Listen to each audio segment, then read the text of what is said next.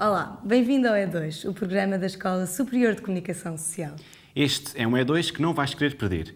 Entre outros assuntos que te vão interessar, Guilherme Trindade abre a porta ao mundo dos jogos. E José Alberto Carvalho analisa o presente e o futuro do jornalismo numa reflexão que é obrigatório veres. É já a seguir. No entanto, o repórter E2 assistiu a uma conferência sobre jornalismo televisivo e radiofónico. No E2 Pro de hoje vais conhecer o dia-a-dia de um game designer. O Claquete leva-te aos bastidores do filme de animação Frankenweenie, do realizador Tim Burton.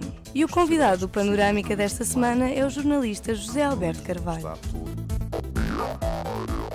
Já vamos à entrevista com José Alberto Carvalho. Para já, o repórter E2 leva-te a uma conferência sobre jornalismo televisivo e radiofónico. Fica atento.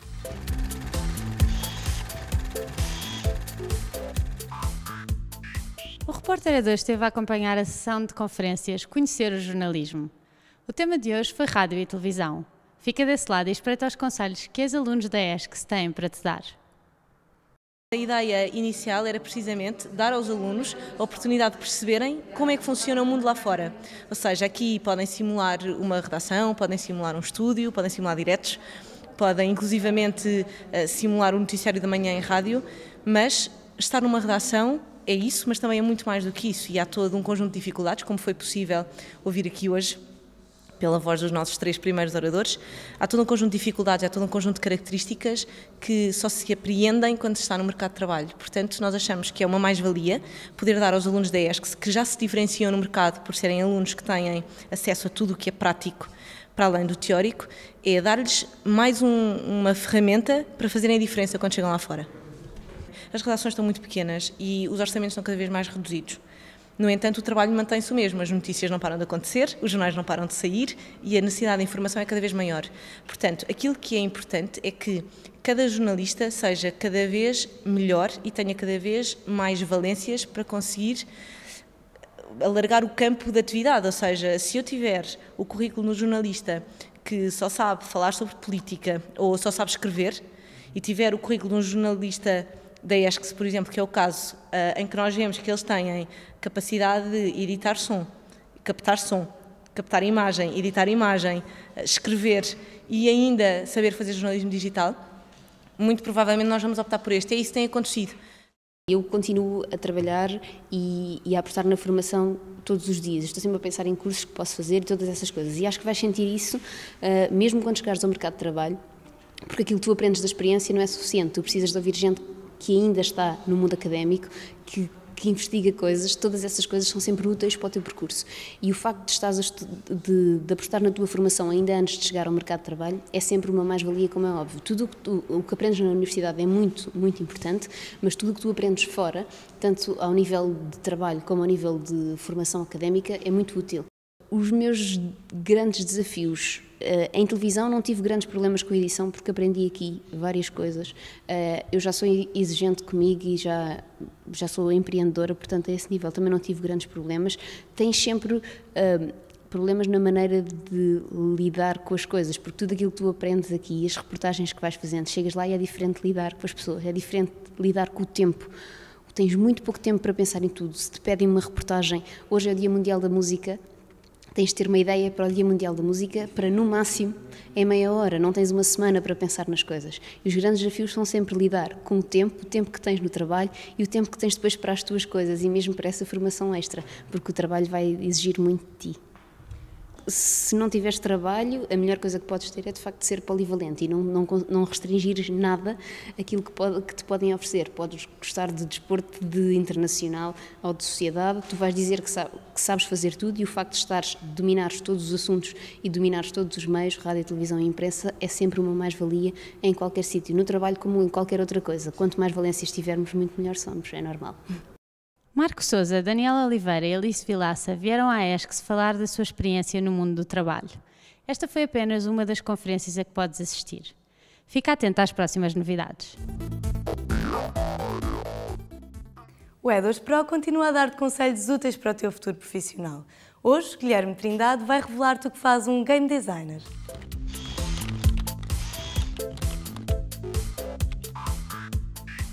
Chamo-me Guilherme Trindade, sou game designer na Biodroid e guionista em casa. Game designer, portanto, que é a pessoa que tem as ideias, pensa as mecânicas de jogo, basicamente pensa o jogo e depois tenta guiar os outros membros da equipa até o jogo estar feito. Um bom game designer tem que ser criativo, mas pragmático. Não precisa de ser um mestre em áreas como programação ou arte ou mesmo música, etc. Mas tem que ter algum conhecimento de como é que as coisas funcionam. Acima de tudo, acaba por ser um trabalho em que é preciso ter algumas capacidades de gestão de pessoas.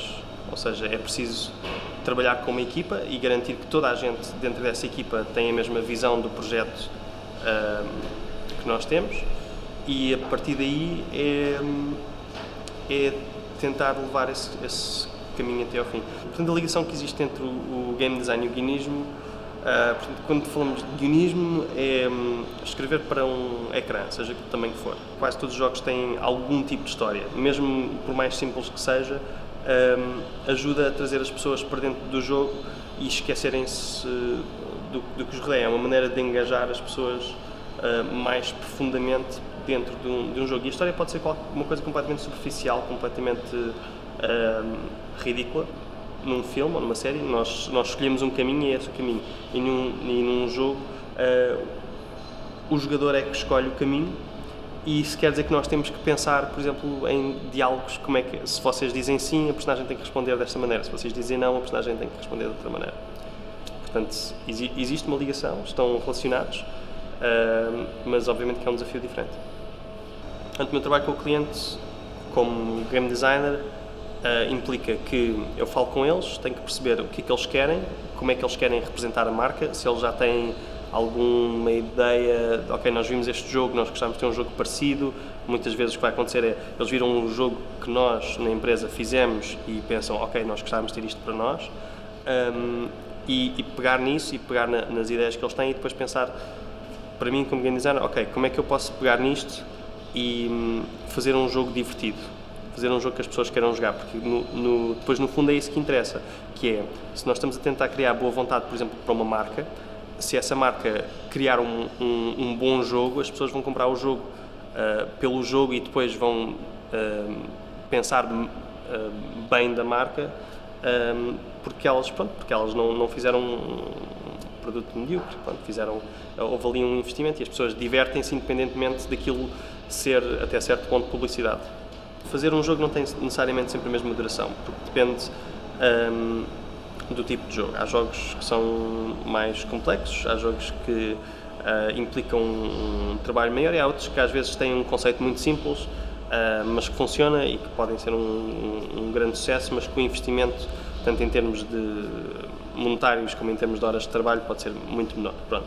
A minha experiência cá é, existe um período de pré-produção em que nós temos que conceptualizar o que é o jogo e definir as regras e testá-las antes sequer de passarmos, seja o que for, para as mãos dos programadores e tê-los a tornar o jogo realidade, entre aspas. Pronto.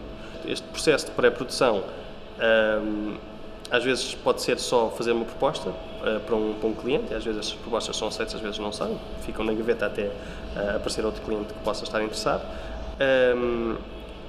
Ou então, se essa fase já tiver sido ultrapassada, temos um processo que pode ir desde semanas até alguns meses, dependendo da complexidade do jogo em questão. Quando já está fechado este documento de Game Design Document, que implica termos, ok, o que é o jogo, quais é que são as regras, quais é que são os níveis, quais é que são os personagens, quais é que são as falas, o que é que o jogo vai precisar em termos de arte 3D, o que é que vai precisar de arte 2D, o que é que vai precisar de programação. Pronto. Quando temos este documento feito, e é feito em conjunto, por exemplo, com os artistas conceptuais, que põem lá umas imagens para encher o olho, para nós percebermos como é que o jogo vai ser, quando nós temos isso, depois, e já está finalizado e aprovado e parece-nos um conceito sólido, nós podemos continuar a avançar com a produção em si. E a produção pode demorar um mês, como pode demorar, por exemplo, um ano, como já aconteceu aqui. Das coisas que mais me marcou como game designer foi ter a empresa toda unir-se em torno de um objetivo, que foi criar um projeto, uma proposta de um projeto para um jogo, para uma empresa conhecida internacionalmente. E depois saber as horas que eu perdi a jogar jogos dessa empresa em criança e depois saber que uma proposta em que eu trabalhei em conjunto com muita gente, ver aprovada e saber que vai ser um jogo e saber que essa empresa gostou e saber que eles querem fazer um jogo que teve lá algum input meu, isso é uma grande recompensa. Já tinhas saudades do Claquete? A tua rubrica preferida de cinema voltou e hoje leva-te até ao mundo da animação em stop motion. O filme que te trazemos é Frankenweenie, um remake de um dos primeiros filmes do realizador Tim Burton.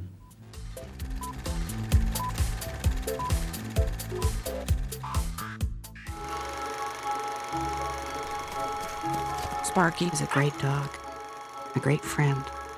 The best dog a kid could have.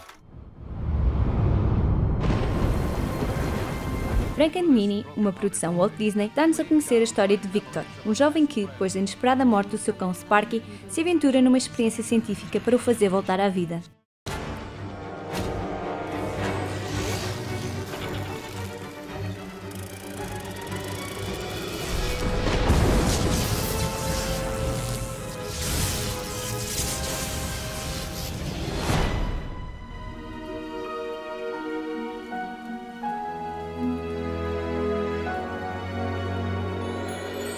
Charlie Tahan dá a voz a Victor, num filme que conta com nomes como Martin Landau, Catherine O'Hara, Winona Ryder e Martin Short. Something big is gonna happen. Tim Burton, realizador de filmes como Eduardo Mãos de Tesoura ou os remakes Charlie e a Fábrica de Chocolates e Alice no País das Maravilhas, foi quem realizou este filme de animação. The idea of wanting to do it in stop motion and do it in black and white 3D, I feel good about it. Já o argumento ficou a cargo de John August, também este argumentista dos filmes de Tim Burton, O Grande Peixe e Noiva Cadáver. You can't tell anyone. Promise? Promise. O filme é um remake da curta-metragem de Burton de 1984, que também dá pelo nome de Frankenweenie e que levou ao despedimento do realizador por não preencher os padrões da Disney na altura, uma vez que era considerada obscura e assustadora. The short was very special to me, but then the opportunity to kind of go back to the original drawings and do stop motion, black and white 3D, and sort of thinking about all the other characters and the kids and the other monsters, it just made it feel like a whole new project. Para esta história, o realizador baseou-se nas crianças da sua infância e inspirou-se nos filmes de terror clássicos. Por isso, tanto a versão de 84 como a de 2012 são inteiramente a preto e branco. Black and white is important because it's strange. It's something that I can't really put it into words, but I just felt it was more emotional, and it also kind of harkens back to those old movies that I grew up liking, the old horror films. And there's something about the depth and the kind of horror movie lighting. Ao contrário da versão original, a versão atual é uma animação filmada através da técnica de stop motion, em que se filma fotograma a fotograma, de forma a que os modelos físicos dos personagens se mexam por si próprios. If you think about it, you're taking this character and moving it 24 frames for 1 second of animation. So, it can take an animator sometimes a week to do a shot depending on the complexity of it. So, that's the people that really were the painstaking, these people, these animators are in a dark room for 2 years, I need your help. My problem, Biga.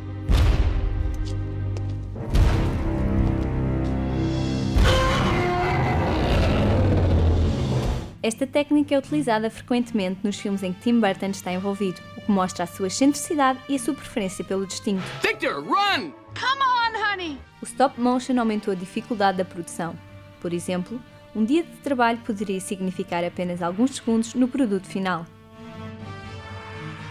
Para as filmagens que começaram em julho de 2010, foram usados cerca de 200 modelos. Para a personagem de Victor, foram usados 18.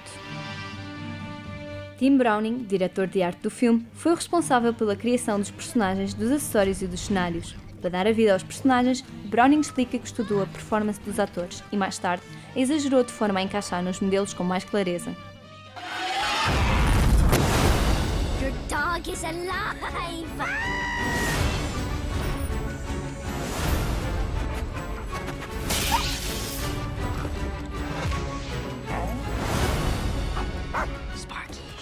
Easy, boy.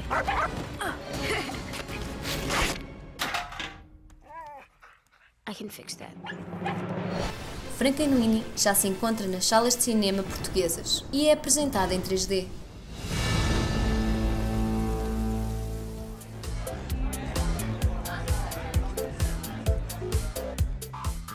Bem-vindos ao Panorâmica. O nosso convidado de hoje é José Alberto Carvalho, pivô, diretor de informação e professor na Escola Superior de Comunicação Social. Começou pela rádio e já passou pelas 3 principais estações televisivas portuguesas.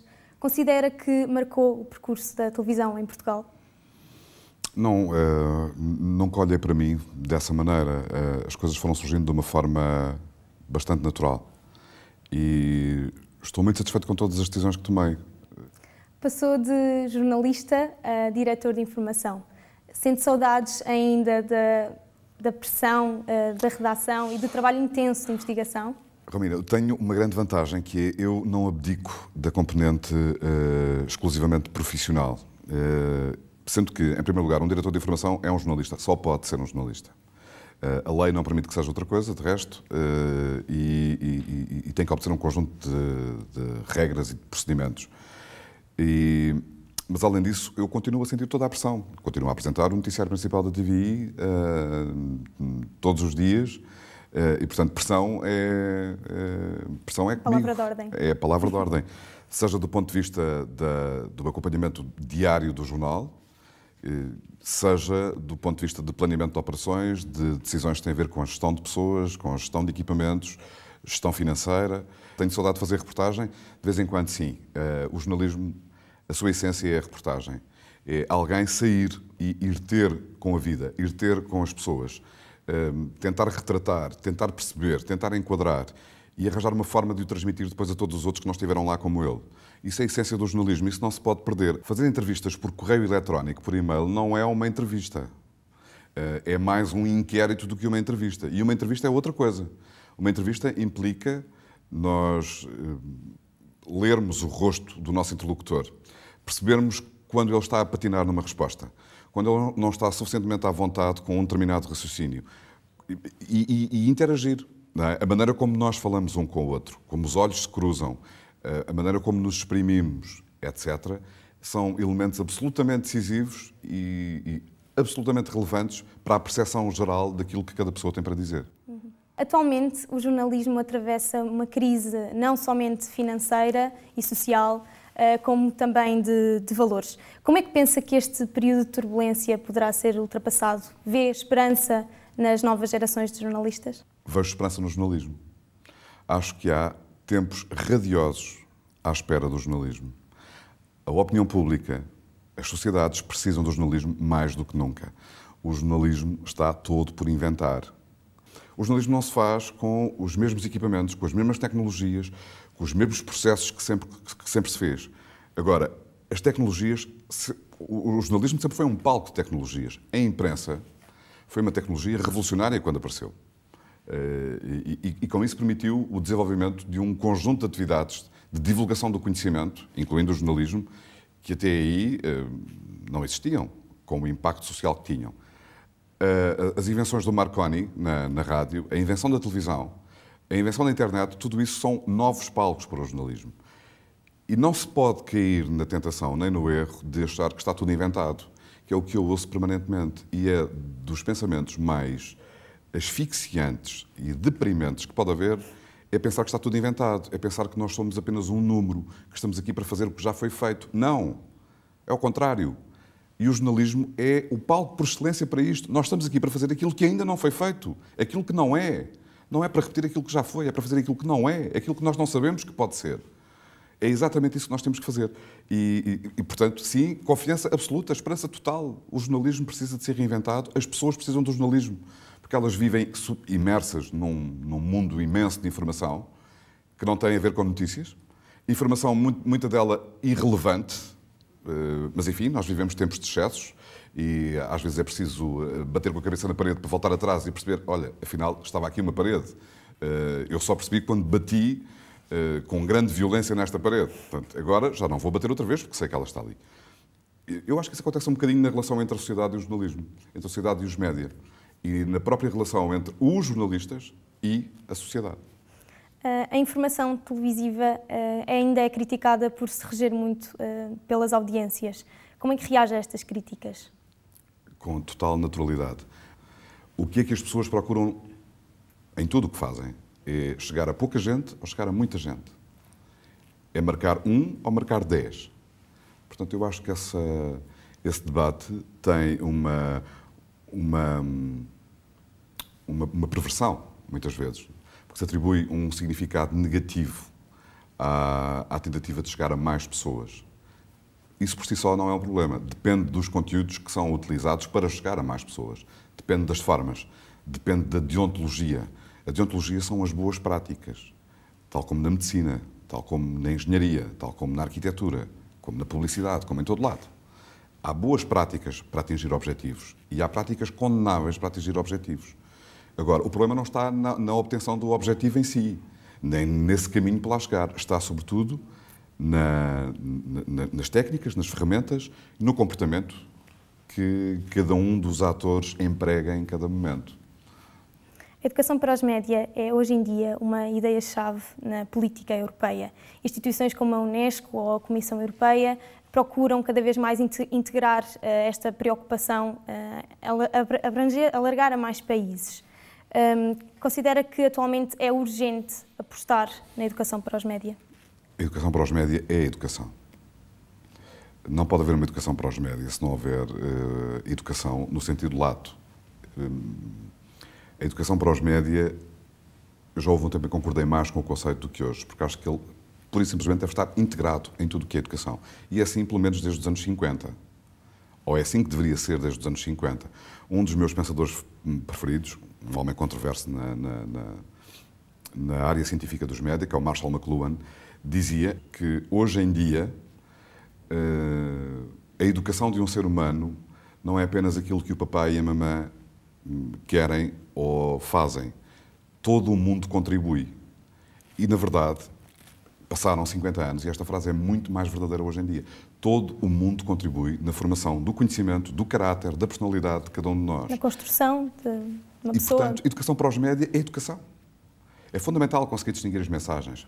A mensagem da realidade da mensagem da ficção, a mensagem publicitária da mensagem religiosa, a mensagem meramente económica da mensagem política, a diversão da perversão, o que é aceitável e o que não é, onde é que está o bom e o mau e os cinzentos. Mas isto é maravilhoso. Claro.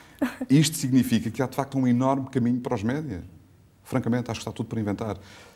O maior erro que nós podemos cometer é olhar, acho eu, basicamente para tudo aquilo que fazemos na vida. Como um problema e não como uma oportunidade, não é? Mas isso geralmente é mais fácil dizer do que fazer, porque nós agarramos de facto às soluções que já conhecemos. E, portanto, temos tendência para transportar para o presente as soluções do passado. E o passado já é passado. Sempre. Em tudo. José Alberto Carvalho é uma figura incontornável do panorama televisivo português. Continua, no dia-a-dia, a fazer aquilo que melhor sabe: informar. Este foi mais um Panorâmica. Por hoje é tudo. Voltamos para a semana com mais um E2. Até lá.